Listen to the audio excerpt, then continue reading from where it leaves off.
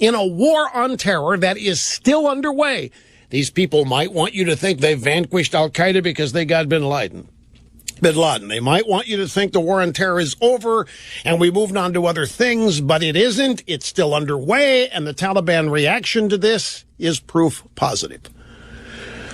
So Obama's wanted an excuse, some way to make it look like something else, something other than letting the terrorists run free from Guantanamo. Now, nobody in the drive-bys seems to remember that Obama tried to pull this off, this swap, back in March of 2012. And back then he even, this may be reported, if this is being redundant, I'm sorry, but he even briefed some in Congress about it.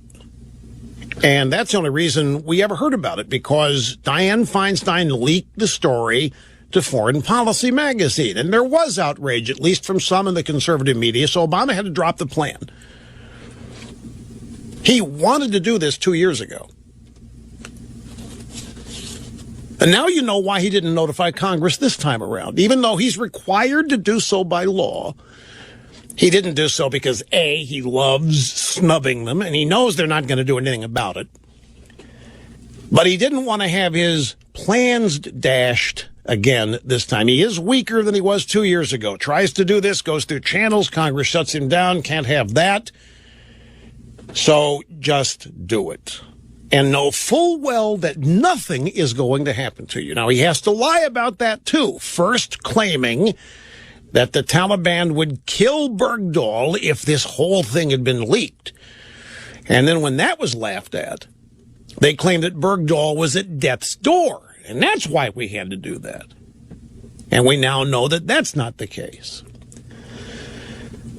But again, ladies and gentlemen, this was never about Bo Bergdahl. It was never about Bergdahl's parents. Obama wants to close Club Gitmo. It's one of his biggest campaign promises. But there's something else.